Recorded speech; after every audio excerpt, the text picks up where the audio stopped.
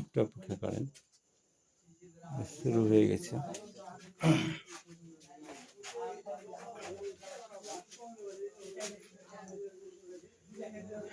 আসসালামু আলাইকুম প্রিয় বন্ধুরা ও আমার শিক্ষার্থী বিন্দু। আজকে আমার ভিডিওতে সালাত সম্পর্কে আলোচনা করব। সালাতের গুরুত্ব কতখানি আজকের আলোচনায় আপনারা অনুভব করতে পারবেন। সালাত হচ্ছে আল্লাহ তাআলার বিধানের একটি গুরুত্বপূর্ণ ইবাদত। এই ইবাদতের মাধ্যমে আল্লাহর সন্তুষ্ট অর্জন করা সম্ভব।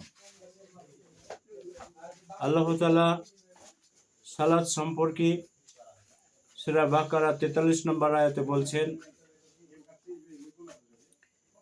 আউযু বিল্লাহি মিনাশ শাইতানির রাজীম, বিসমিল্লাহির রহমানির রহিম, ওয়া আকিমুস সালাতা ওয়া আতুজ যাকাতা ওয়ারকাউ মা'আর রাকিঈন।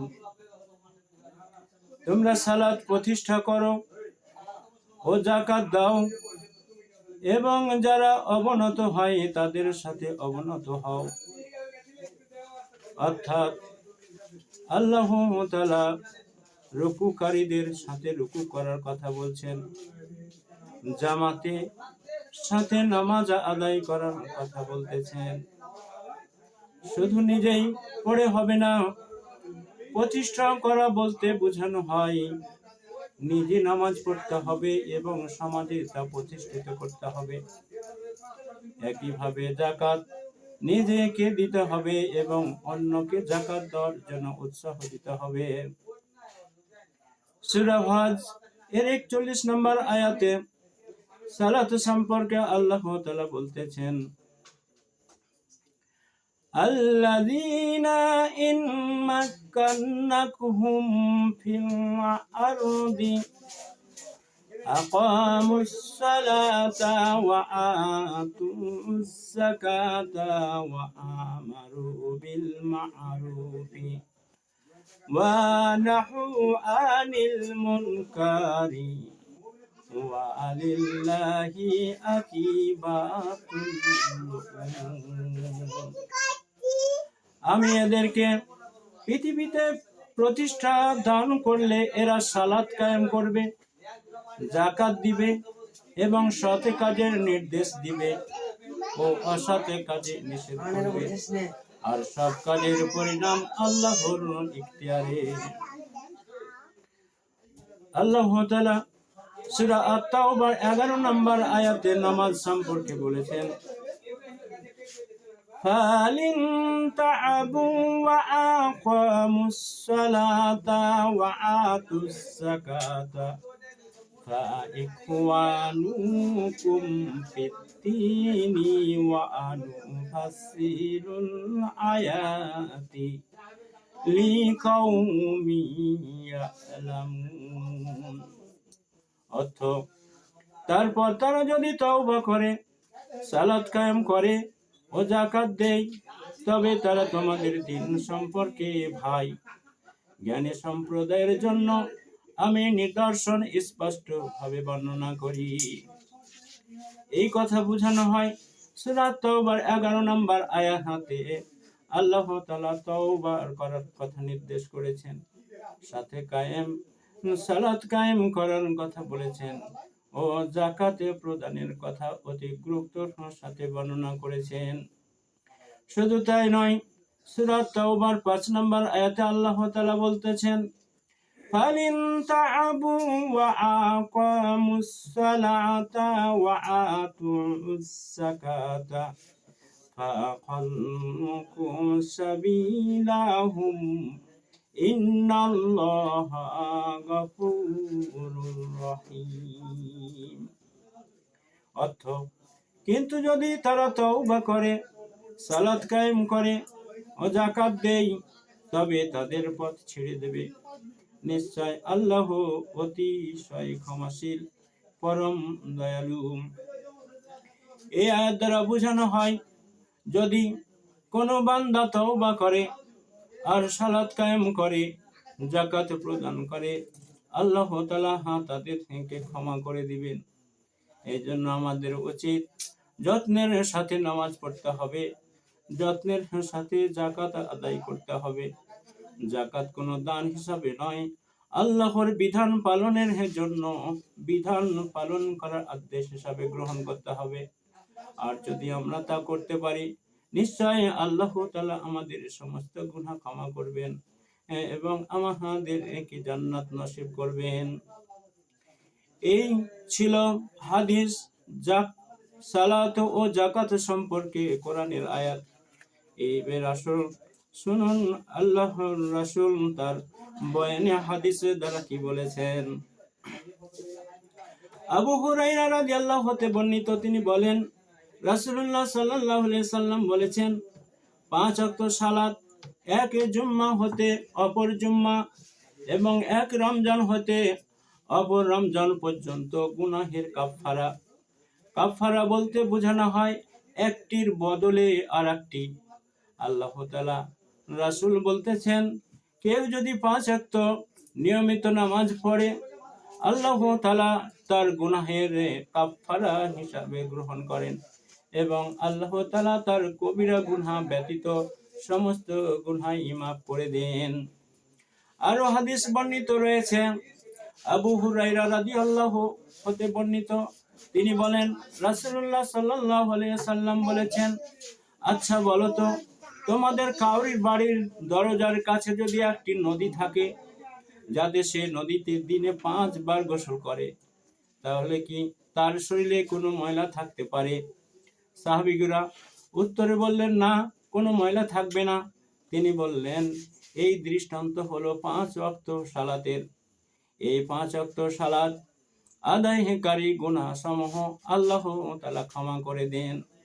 তাহলে অবশ্যই নামাজের গুরুত্ব সম্পর্কে হাদিসের দ্বারা বর্ণিত, যারা 5 ওয়াক্ত নামাজ পড়বে তারা একই দিনে যেমন 5 বার গোসল করলে ময়লা থাকে না, কোন বান্দা যদি 5 ওয়াক্ত জামাতের সাথে আদায় করে, আল্লাহর বিধান মোতাবেক আদায় করে, আল্লাহ তাআলা তাদের সমস্ত গুনাহ মাফ করে দেয়, পবিত্রতা হয়ে যায়। শুধু এই হাদিসগুলো নয়, আরো হাদিস বর্ণিত রয়েছে। আনাস ইবনে মালিক রাদিয়াল্লাহু থেকে বর্ণিত, তিনি বলেন, রাসূলুল্লাহ সাল্লাল্লাহু আলাইহি সাল্লাম অন্তিম মুহূর্তে অর্থাৎ মৃত্যুর সময় যখন তার শ্বাসকষ্ট শুরু হলো, তিনি তার বান্দাদেরকে উদ্দেশ্যে ওসিয়ত করে গেলেন যে নামাজ পড়বে এবং তোমাদের দাস দাসীর সাথে সদ্ব্যবহার করবে। আরো হাদিস রয়েছে, আব্দুল্লাহ ইবনে মাসউদ রাদিয়াল্লাহু হতে বর্ণিত, তিনি বলেন, আমি নিবেদন করলাম, হে আল্লাহর রাসূল, মহান আল্লাহর নিকট কোন কাজটি অধিক প্রিয়? তিনি বললেন, যথা সময়ে নামাজ আদায় করা। আমি নিবেদন করলাম, এরপর কোনটি? তিনি বললেন, মা বাবার সাথে সদ্ব্যবহার করা। আমি আরো নিবেদন করলাম, তারপর কোনটি? তিনি বললেন, আল্লাহর পথে জিহাদ করা। এই হাদিস দ্বারা বোঝা যায় যে নামাজ সময়ের মধ্যে অর্থাৎ সময় মতো নামাজ আদায় করতে হবে। এটি অতি গুরুত্বের সাথে আদায় করতে হবে। এটি সব চাইতে গুরুত্বপূর্ণ ইবাদত এবং আল্লাহর কাছে অধিক প্রিয়। আরো হাদিসে এসেছে, ইবনে আমির রাদিয়াল্লাহু হতে বর্ণিত, তিনি বলেন, রাসূলুল্লাহ সাল্লাল্লাহু আলাইহি সাল্লাম বলেছেন, যে মুসলিম ওযু করে উত্তম রূপে ওযু করে নামাজ দাঁড়িয়ে মনোযোগ দিয়ে আল্লাহ অন্তর ও দেহ সম্পূর্ণভাবে আল্লাহর দিকে রুজু করে 2 রাকাত সালাত আদায় করে, তার জন্য জান্নাত অবধারিত হয়ে যায়।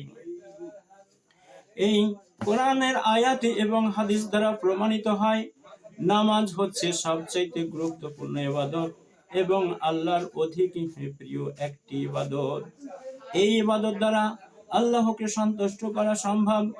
আর যারা যেই বান্দারা নামাজকে ছেড়ে দিয়ে আসে, আমার বিশেষ করে আমার ছাত্রবিন্দুদেরকে জানাই, এত কষ্টের বিনিময়েও যেই নামাজ রাসূলুল্লাহ সাল্লাল্লাহু আলাইহি সাল্লাম প্রতিষ্ঠিত করে গেলেন, যে আয়াত দ্বারা, কোরআনের আয়াত দ্বারা রাসূলের উপর বর্ণনা করা হলো, যে হাদিসের দ্বারা নামাজের গুরুত্ব দেওয়া হলো, এই নামাজ বাদ দিয়ে আমার প্রিয় ছাত্র ছাত্রীবৃন্দ কি করে জান্নাতের আশা করতে পারে, আর কি করে মুসলমানিত্বের আশা করতে পারে।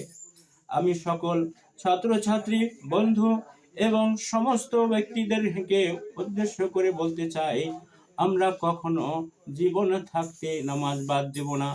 এটি মনে মনে প্রতিজ্ঞা করতে হবে। যেগুলো ছুটে গেছে তার জন্য তওবা করতে হবে, আল্লাহর কাছে ক্ষমা চাইতে হবে, তবেই আমাদের পক্ষে জান্নাতে যাওয়া সম্ভব হবে।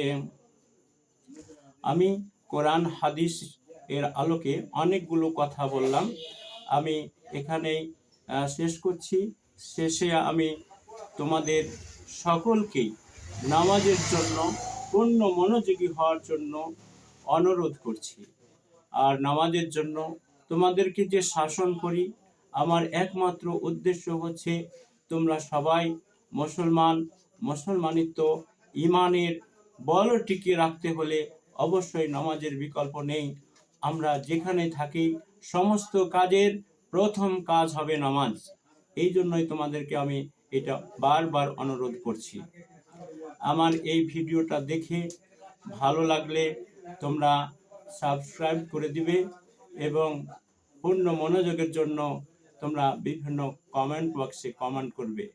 আমি এই আশা করি, তোমরা তোমাদের সুস্থতা কামনা করে আমি শেষ করছি। আসসালামু আলাইকুম ওয়া রাহমাতুল্লাহি ওয়া বারাকাতুহু।